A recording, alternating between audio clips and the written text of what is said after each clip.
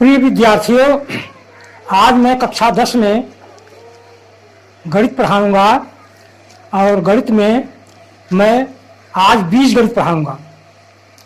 बीजगणित में आज मैं आप लोगों को द्विघात समीकरण पढ़ाऊंगा। द्विघात समीकरण किसको कहते हैं? ऐसा बहुपद जिसमें चर राशि का घात 2 हो उसे द्विघात समीकरण कहते हैं। द्विघात समीकरण का व्यापक रूप होता है ax² + bx + c = 0, जहां पर a ≠ 0 अर्थात a का मान 0 न हो, ऐसे समीकरण को द्विघात समीकरण कहते हैं। द्विघात समीकरण दो प्रकार के होते हैं। पहला शुद्ध द्विघात समीकरण। शुद्ध द्विघात समीकरण उसको कहते हैं जिसमें b का मान 0 होता है, अर्थात जिसमें x पद गायब होता है और x के 2 घात वाला पद होता है और अचल पद होता है।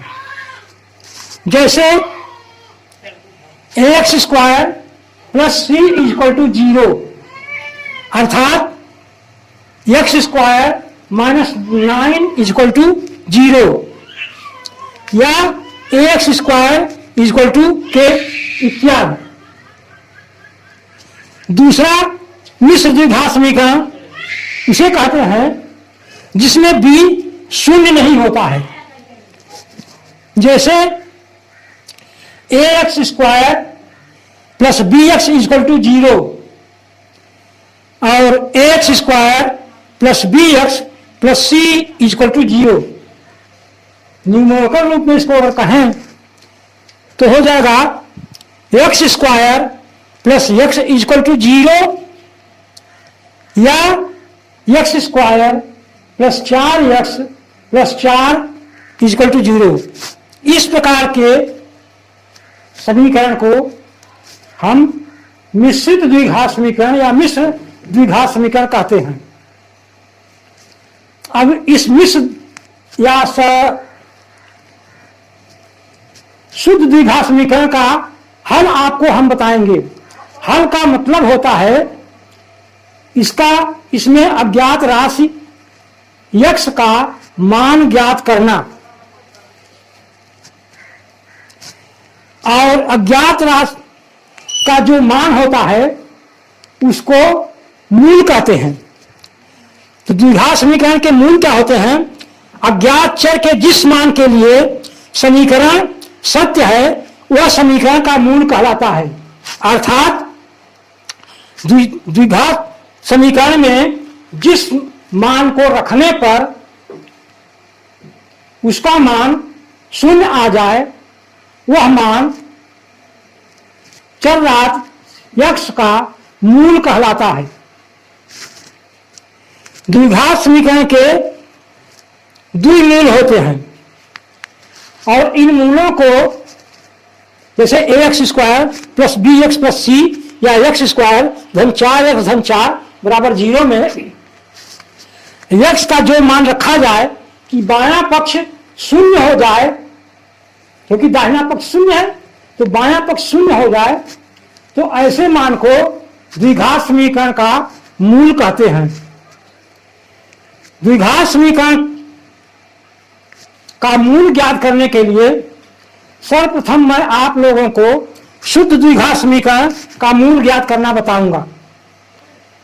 शुद्ध द्विघात समीकरण जैसे मान लीजिए प्रश्न है 3x² = 243,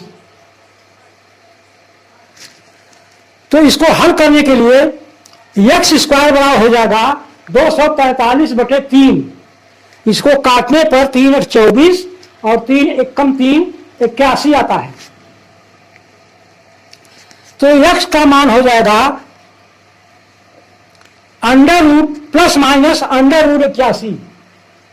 प्लस माइनस इसलिए लिखते हैं कि x का मान धनात्मक भी हो सकता है और उसका वर्ग धनात्मक हो जाता है, और x का मान ऋणात्मक भी होता है लेकिन उसका वर्ग करने पर ऋण ऋण का गुणा धन होता है और मान धनात्मक आ जाता है। इसलिए x के दो मूल होंगे प्लस माइनस अंडर रूट 81 और 81 का वर्गमूल होता है 9, तो x का मान हो जाएगा प्लस माइनस 9। इस प्रकार से x का मान हम लिख देते हैं x equal two plus minus 9। दूसरे प्रकार के समीकरण हैं, जैसे द्विघात समीकरण, शुद्ध द्विघात समीकरण में है 2x स्क्वायर ऋण 8x स्क्वायर, ये 8y स्क्वायर बराबर 0। इसमें y स्क्वायर को पक्षांतर कर देते हैं तो हो जाता है 2x स्क्वायर बराबर 8y स्क्वायर। तो x स्क्वायर बराबर हो जाएगा 8y स्क्वायर बटे 2 बराबर 4y स्क्वायर। तो x का मान हो जाएगा प्लस माइनस 4y स्क्वायर का वर्गमूल अर्थात प्लस माइनस 2y। ये 2y है, 24 नहीं है, ये 2y है। तो x का मान हो जाएगा प्लस माइनस 2y। तीसरा है x स्क्वायर बटे 5 बराबर 20। तो x स्क्वायर बराबर हो जाएगा, इसका तिर्यक गुणा हो जाएगा 20 पंचे 100, तो x स्क्वायर बराबर हो जाएगा 100। तो x का मान हो जाएगा प्लस माइनस करनी में 100 और 100 का वर्गमूल होगा 10, तो x का मान हो जाएगा प्लस माइनस 10। तो ये आंसर हो जाएगा x बराबर हो जाएगा प्लस माइनस 10। इस प्रकार से और भी बहुत सवाल शुद्ध द्विघात समीकरण बनते हैं जिसमें x का पद नहीं होता है, तो उसको हम x स्क्वायर वाला पद एक तरफ कर लेते हैं और बाकी चीजें बराबर के दाहिनी तरफ कर लेते हैं और फिर x का मान निकाल लेते हैं। इस प्रकार के मान को हम शुद्ध द्विघात समीकरण कहते हैं। फिर अगले टर्म पर मैं आप लोगों को मिश्रित द्विघात समीकरण बताऊंगा। तब तक के लिए आप लोग इसको तैयार करें और सवालों को हल कर लें ताकि यह शुद्ध द्विघात समीकरण कंठस्थ हो जाए। धन्यवाद।